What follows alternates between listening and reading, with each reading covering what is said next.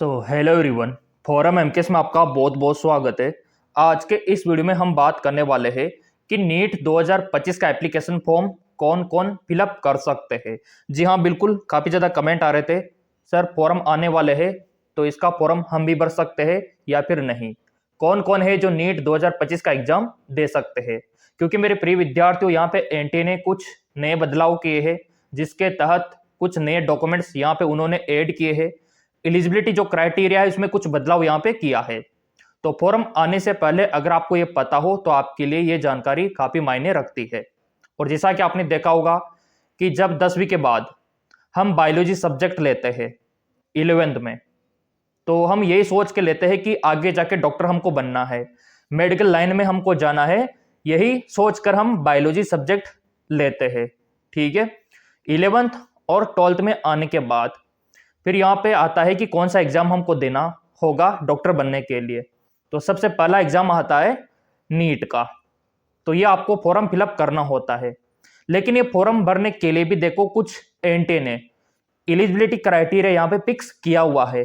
अगर आप उसके दायरे में आते हो तो ही आप फॉर्म फिलअप कर सकते हो और नीट का एग्जाम दे सकते हो। सो माई सेल्फ मुकेश कुमार सैनी, प्यार से आप एमकेएस भी बुला सकते हो। और इस वीडियो में मैं आपको सारी जानकारी देने वाला हूं कि कौन कौन है जो नीट का फॉर्म भर पाएंगे और वो कौन कौन है जो नीट का फॉर्म नहीं भर पाएंगे। इसके लिए जो बेसिक रिक्वायरमेंट है, जो बहुत ही ज्यादा कंपलसरी है, उसको तो चलो मैं आपको पहले ही यहाँ पे बता देता हूँ। अगर आपको नीट का फॉर्म भरना है तो सबसे ज्यादा कंपलसरी है कि आपके 12th में फिजिक्स, केमिस्ट्री, बायोलॉजी और इंग्लिश ये सब्जेक्ट होना चाहिए। इसमें से अगर आपका एक भी विषय मिस है, कोई भी सब्जेक्ट मिस है, तो फिर आप फॉर्म नहीं भर पाओगे। और यहाँ पे परसेंटेज भी आपका मायना बहुत ज्यादा रखता है। कितना परसेंटेज होना चाहिए मैं आपको कैटेगरी के हिसाब से यहाँ पे बताने वाला हूँ, क्योंकि एनटीए ने हर एक कैटेगरी के लिए स्पेसिफिक परसेंटेज यहाँ पे फिक्स कर रखा है। जैसे मान लो कि आप अनरिजर्व्ड कैटेगरी में आते हो तो कम से कम आपका 50% होना जरूरी है 12th में। अगर आप पीडब्ल्यूडी कैटेगरी में आते हो तो आपका 45% होना कंपलसरी है। अगर आप ओबीसी, एससी, एसटी कैटेगरी में आते हो तो आपका 40% यानी कि 40% होना जरूरी है 12th में, तो ही आप नीट का फॉर्म फिलअप कर पाओगे। और इतना ही नहीं, इसके अलावा एज का लिमिट भी तय कर रखा है कि आपका उम्र भी इसी दायरे में होना चाहिए कम से कम। तो आपका जो एज है वो दिसंबर 2025 तक 17 साल हो जाना चाहिए, तो यहाँ पे आप फॉर्म फिलअप कर पाओगे। यानी कि आपका जो डेट ऑफ बर्थ है वो कम से कम 2008 का होना चाहिए। अगर आपका डेट ऑफ बर्थ 2009, 10 यानी कि 2008 से ऊपर का है तो आप फॉर्म नहीं भर पाओगे। ये भी आपको ध्यान में रखना है। वैसे एज लिमिट का मैंने वीडियो बना दिया था, जिन्होंने देख लिया होगा तो उनको तो कोई दिक्कत वाली बात है ही नहीं। 2008 से ऊपर का है तो नहीं भर पाओगे, नीचे का है तो आप भर सकते हो। जैसे कि 2008 से 2007 है, 2006 है आपका डेट ऑफ बर्थ, तो कोई दिक्कत नहीं, आप फिलअप कर पाओगे। ये आपके लिए बेसिक रिक्वायरमेंट रहने वाली है। इसके बाद आता है डॉक्यूमेंट्स, क्योंकि एनटीए ने यहाँ पे कुछ नए डॉक्यूमेंट्स भी ऐड किए हैं। जैसे कि आपने सुना होगा अपार आईडी के बारे में, यह भी आपके पास में होना चाहिए। और आपका आधार कार्ड अपडेट होना चाहिए, यानी कि जो डिटेल आपके 10वीं के मार्कशीट में दे रखी है वही डिटेल आपके आधार कार्ड में होनी चाहिए। आपका नाम, आपके पिताजी का नाम और आपका डेट ऑफ बर्थ 10वीं की मार्कशीट और आधार कार्ड में सेम होना चाहिए। तो ये कुछ टर्म एंड कंडीशंस यहाँ पे रखी है एनटीए ने।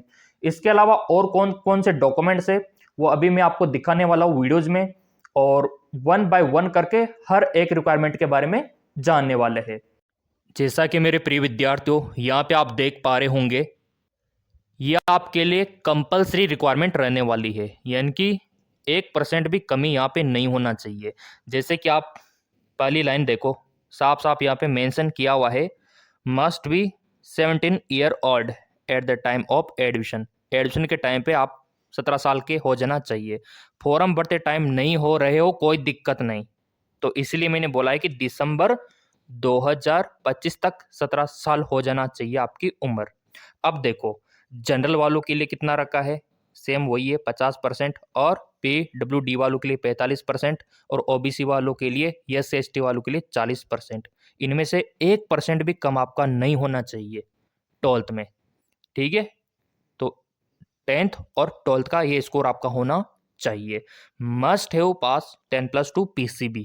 ये देखिए अगली लाइन, फिजिक्स केमिस्ट्री बायो आपके पास में होना ही चाहिए, और इंग्लिश भी होना चाहिए। और अभी तो अपर एज लिमिट का कोई इशू है नहीं, बस कम से कम 17 रखा गया है। और ये जो डॉक्यूमेंट्स है इनमें से एक भी कमी नहीं होना चाहिए। जैसे कि आप देख पा रहे होंगे, कैंडिडेट सिग्नेचर, फॉर्म भरते टाइम पे आपके सिग्नेचर स्कैन होंगे। Candidate left and right thumb impression, form भरते टाइम पे आपका दायां और बायां अंगूठा भी स्कैन होगा। पोस्ट कार्ड साइज फोटो, एक जो बड़ा फोटो होता है वो भी आपका खींचा जाएगा उसी टाइम पे। और passport size photo white background के साथ में, ये भी कंपलसरी है। 10वीं की मार्कशीट बहुत ही ज़्यादा कंपलसरी है, 12वीं का कंपलसरी नहीं है, ठीक है ना, क्योंकि अभी आप 12th में पढ़ाई कर रहे होंगे ना, इस हिसाब से नहीं मांगा जाता। अब आपका जो सिटीजन सर्टिफिकेट, आपका जो डोमिसल मूल निवास प्रमाण पत्र होना चाहिए, कैटेगरी सर्टिफिकेट, कास्ट का सर्टिफिकेट, और अगर आप विकलांग हो तो PWBD सर्टिफिकेट, ताकि रिजर्वेशन आपको मिल सके। और इसके अलावा यहाँ पे देखो, वैलिड गवर्नमेंट ID, आधार या फिर पैन कार्ड आपके पास में होना चाहिए, ये कंपलसरी है आप लोगों के लिए।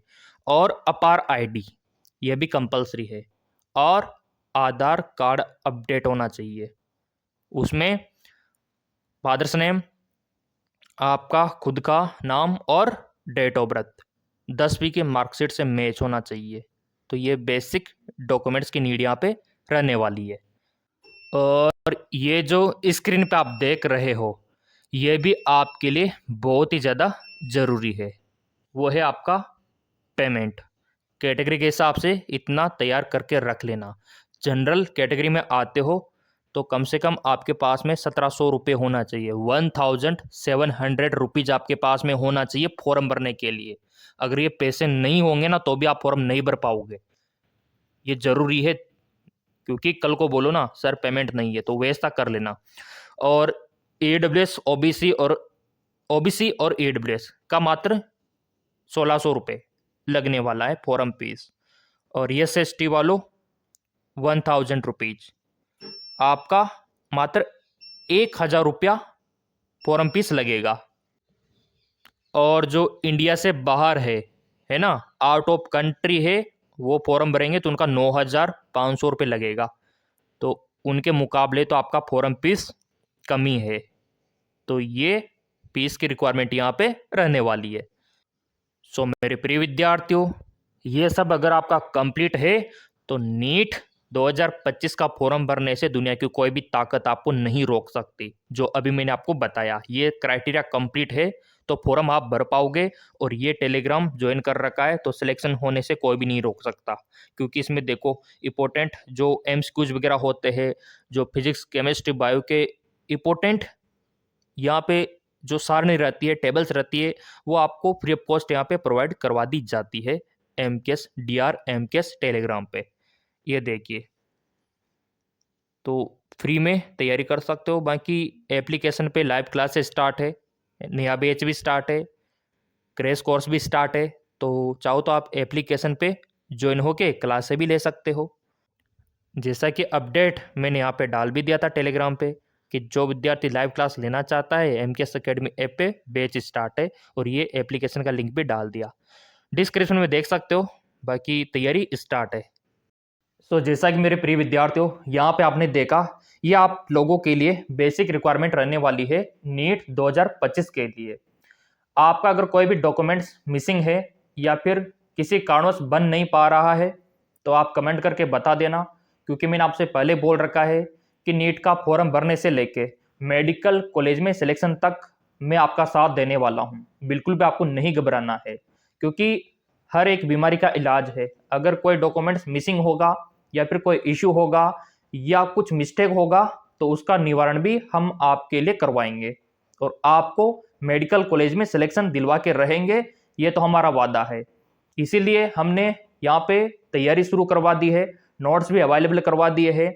आप एप्लीकेशन पे जाके देख सकते हो। बाकी टेलीग्राम को तो फॉलो कर ही रखा होगा, वहाँ पे फिजिक्स, केमिस्ट्री, बायोलॉजी के इंपॉर्टेंट नोट्स मैं डालने वाला हूँ और पुराने पेपर सब कुछ फ्री में मैं आपको देने वाला हूँ।